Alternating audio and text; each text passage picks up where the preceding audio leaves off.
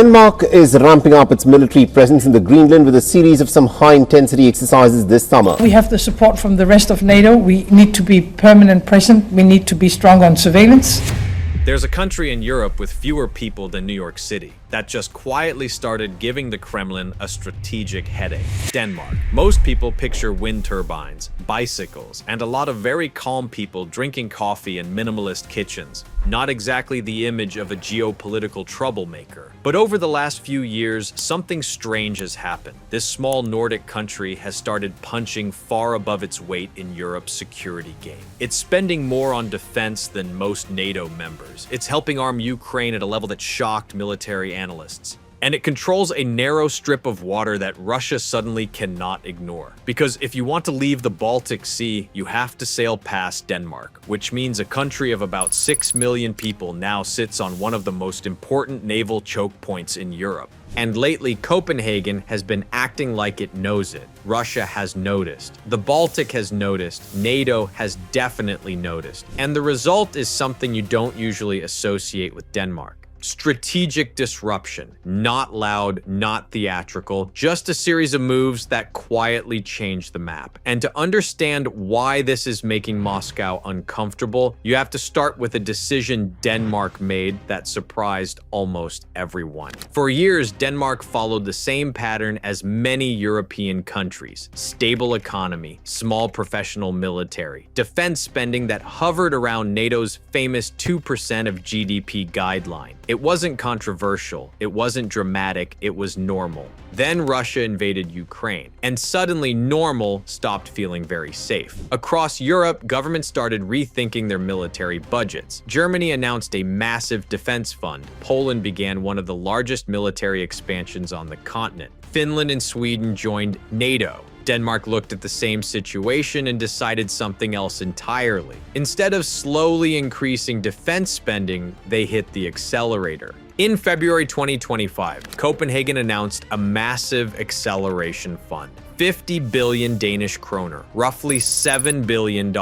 And the goal wasn't gradual improvement. The goal was speed. The fund pushed Danish defense spending above 3% of GDP almost immediately. That's not just above NATO's target. That's higher than many of the alliance's largest economies. And Denmark didn't stop there. The long-term plan aims for 3.5% of GDP by 2030. For a country of 6 million people, that's a serious shift. It means new equipment, more training, more presence across NATO's northern flank. And one particular upgrade stands out, because Denmark is quietly building one of the most modern air forces in Northern Europe. The backbone of that air force will be the F-35 Lightning II. Denmark originally planned to operate 27 of these stealth fighters, already a significant capability for a small nation. Then came the new defense push. The Danish government approved 16 additional F-35s, bringing the future fleet to 43 aircraft. That number might not sound enormous compared to the United States, but in Northern Europe it changes the balance. The F-35 isn't just a fighter jet, it's a flying sensor network. It gathers radar data, shares targeting information, connects with NATO aircraft, ships, and ground systems, which means every additional F-35 isn't just another plane in the sky. It's another node in a much larger surveillance web. By 2027, Denmark expects its F-35 fleet to reach full operational capability. But the interesting part is that the country didn't wait for the future. The aircraft already began reaching operational readiness in 2025. So while many people still think of Denmark as a small military player, its air force is quietly becoming a high-tech extension of NATO's northern defenses.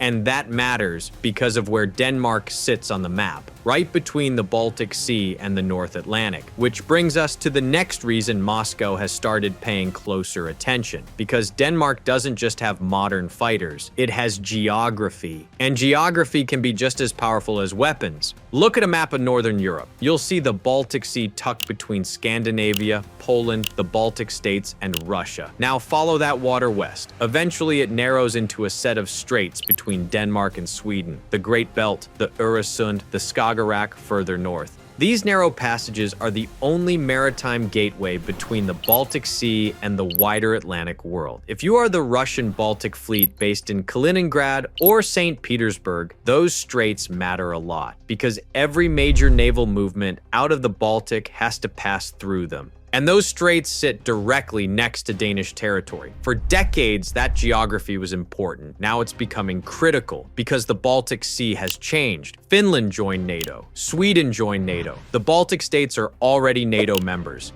Poland has massively expanded its military, and Denmark sits right at the entrance, which means the Baltic is increasingly surrounded by NATO countries. For Russia, that creates a strategic problem, and Denmark has recently shown that it understands exactly how much leverage that geography provides. Not with missiles, not with naval battles, but with something far more subtle: inspections. For years, Russia has used what analysts call a shadow fleet.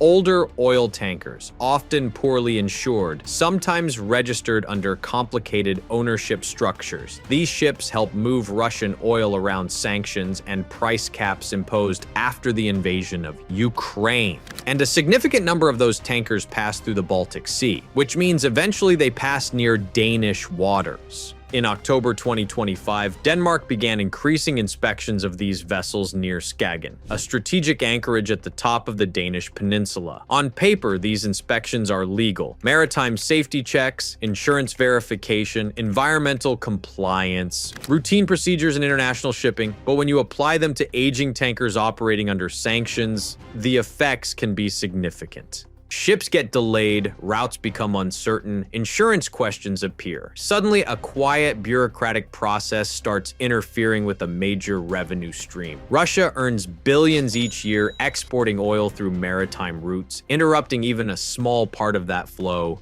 matters. And Denmark managed to do it without firing a shot.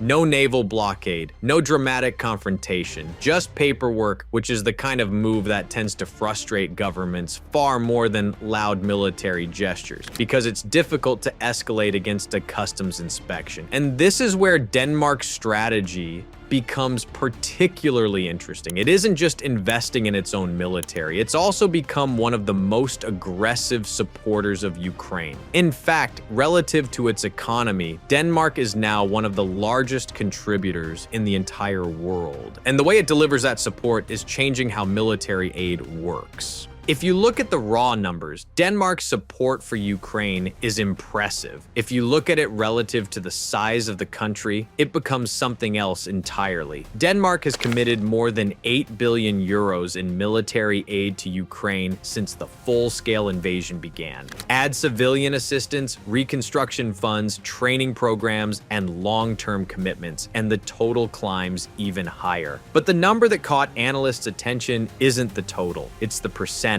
By late 2025, Denmark's support reached about 2.7% of its entire GDP. To put that into perspective, imagine a large economy like Germany or France dedicating the same share. The numbers would be enormous. Yet Denmark, 6 million people, a population roughly the size of a large city, decided to operate at that scale, which pushed the country into an unusual position. One of Ukraine's biggest supporters anywhere in the world, relative to its economy. And Copenhagen didn't treat this as a temporary gesture. The Danish parliament created a long-term funding structure called the Ukraine Fund. This commits roughly 64.8 billion Danish kroner through 2028. That money finances military equipment, ammunition, training, and industrial cooperation. In other words, Denmark didn't just write a check. It built a system designed to keep Ukraine supplied for years. But the most interesting part of that system is how the money is used. Because Denmark didn't simply send weapons from its own stockpiles. It invented a new way to arm Ukraine, something now widely known as the Danish model.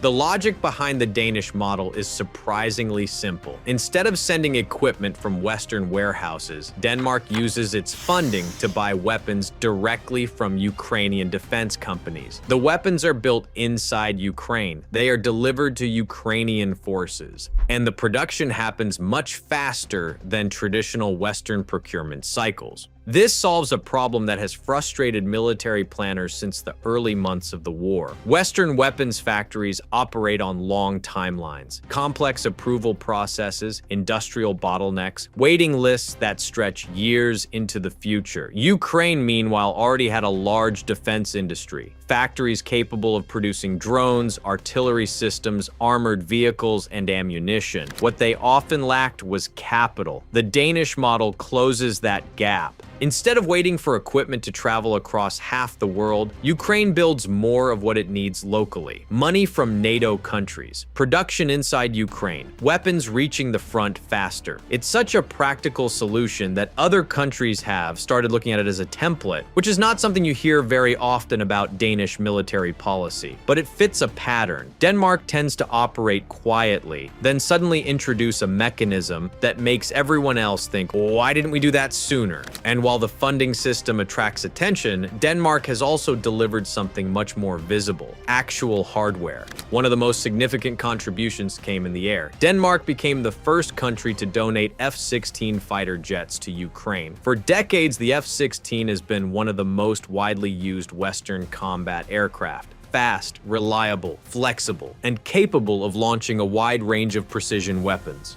Training Ukrainian pilots to operate the aircraft took time. Building the support infrastructure took even longer, but Denmark played a key role in pushing the program forward. The jets themselves represent more than just additional firepower. They symbolize something larger, a shift toward integrating Ukraine with Western military technology. And Denmark didn't stop with fighter aircraft. The country also contributed artillery systems, armored vehicles, air defense equipment, and ammunition. Over 140 Leopard 1 tanks were transferred through international cooperation programs. Self-propelled artillery systems like Caesar and Zuzana were included in broader aid packages. Air defense systems, including Stinger missiles, were delivered to strengthen Ukraine's ability to defend its skies. Each package added another layer to Ukraine's defensive capabilities. But one Danish contribution had a particularly interesting strategic effect, because it helped reopen one of the most important trade routes in the world. Early in the war, Russia's naval presence in the Black Sea created a major problem for Ukraine's grain exports. Ships struggled to leave Ukrainian ports. Insurance costs skyrocketed. Global food markets began reacting to the disruption. Ukraine is one of the world's largest grain exporters. Blocking those shipments didn't just hurt Ukraine. It affected countries across Africa, the Middle East, and Asia. Then something changed. Ukraine began receiving Harpoon anti-ship missiles, supplied in part through Danish support. These missiles gave Ukraine the ability to threaten Russian naval vessels operating near the coastline, and suddenly the calculus in the Black Sea shifted. Russian ships could no longer operate as comfortably close to Ukrainian ports. The risk increased. Naval movements became more cautious, and slowly grain shipments began moving again through negotiated corridors. It wasn't a single factor that reopened those routes, but Denmark's contribution played a role in altering the balance. A reminder that even a relatively small number of well-placed weapons can change strategic behavior at sea, which is something Denmark understands particularly well, because it has spent centuries living next to water, sailing it, defending it, controlling it, and today that maritime awareness extends far beyond the Baltic, all the way to the Arctic.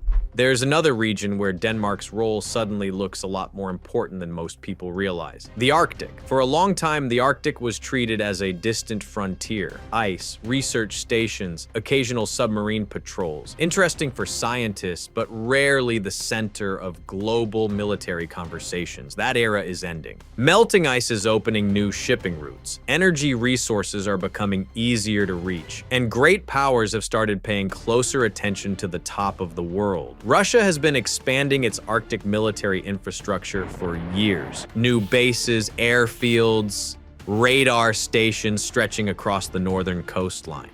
The region is now home to a significant portion of Russia's strategic submarine fleet, which means NATO has started thinking much more seriously about how to defend the North Atlantic. And that's where Denmark quietly becomes essential, because Denmark isn't just Denmark, it's also Greenland. Greenland is enormous, more than 2 million square kilometers of territory, most of it ice. But geographically, it sits in one of the most important locations on Earth, right between North America and Europe, right along the approaches to the Arctic Ocean. During the Cold War, this region was critical for early warning systems tracking Soviet missile launches. Today, that strategic importance is returning. Denmark has been expanding its military presence in Greenland alongside NATO allies. Aircraft patrol the surrounding airspace, naval vessels monitor the waters, soldiers train in some of the harshest conditions on the planet. Operating in the Arctic isn't easy. Equipment freezes, engines struggle, weather changes quickly. But these environments are exactly where modern militaries are learning to operate again. Exercises across the region now regularly include Danish forces working alongside the United States, Norway, and other NATO partners, which creates something that didn't exist in quite the same way a decade ago. A coordinated northern defense network. And when you combine that Arctic presence with the Baltic geography we talked about earlier, Denmark starts looking less like a small country on the edge of Europe, and more like a strategic hinge between two critical regions. The Baltic Sea to the south, the Arctic approaches to the north, two areas where NATO and Russia now watch each other very carefully. So, why has Denmark suddenly been making headlines? It's not because the country became dramatically larger. It's not because it built the biggest military in Europe. The answer is simpler. Denmark identified several strategic pressure points and started acting on them at the same time. Defense spending surged past NATO's traditional targets. A modern stealth fighter fleet expanded faster than planned. Aid to Ukraine reached levels that surprised even experienced analysts. Sanctions enforcement in the Baltic began quietly interfering with Russian oil logistics. And cooperation across the Nordic region tightened into something that looks increasingly like a unified northern shield.